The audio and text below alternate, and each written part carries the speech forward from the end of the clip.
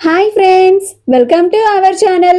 గుండె నిండా గుడి గంటలు సీరియల్ నెక్స్ట్ ఎపిసోడ్ లో ఏం జరగబోతోందో ఈ వీడియోలో చూసి తెలుసుకుందాం.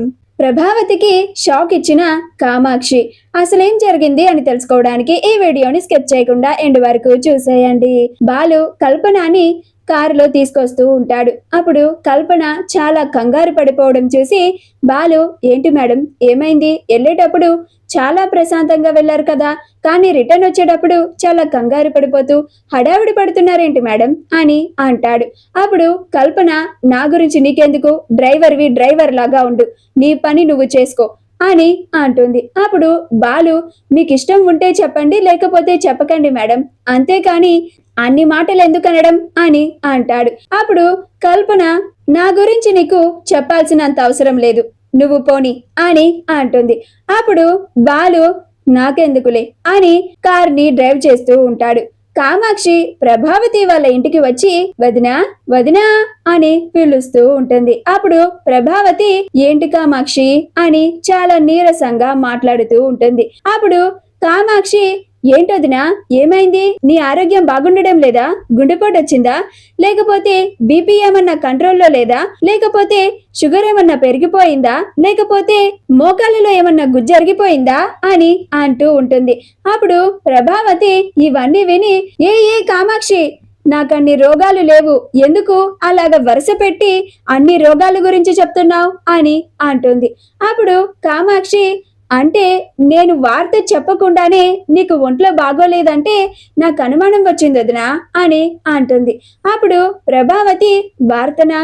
ఏం వార్త కామాక్షి అని అంటుంది. అప్పుడు కామాక్షి, అదే వదినా, మన మీనా మీద మన వీధిలో వాళ్ళు ఆ కార్పొరేట్ వాళ్ళకి కంప్లైంట్ ఇచ్చారు కదా అని అంటుంది.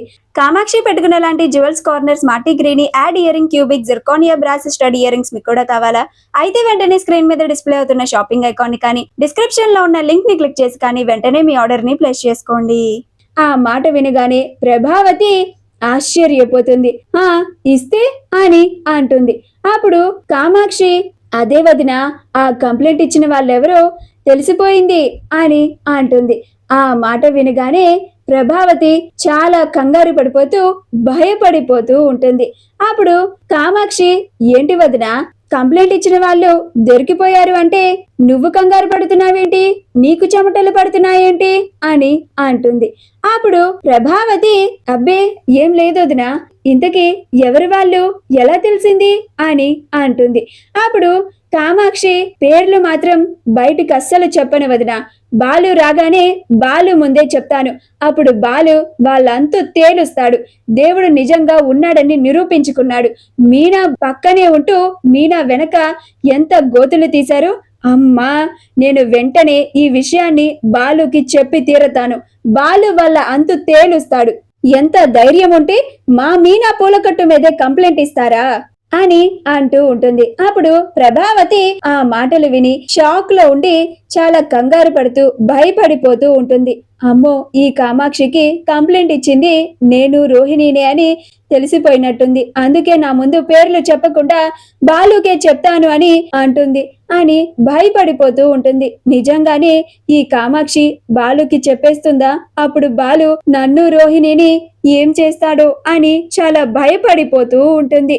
అలా ప్రభావతి, కామాక్షి, నేను నీకు చాలా విషయాలు చెప్తాను కదా, నాకేది తెలిసినా కానీ నీకు ఫోన్ చేసి మరీ చెప్తాను కదా, కానీ నువ్వు మాత్రం ఎందుకని ఈ విషయం గురించి చెప్పడం లేదు, ఇంతకీ కంప్లైంట్ ఇచ్చిన వాళ్ళు ఎవరు చెప్పు కామాక్షి అని అంటుంది.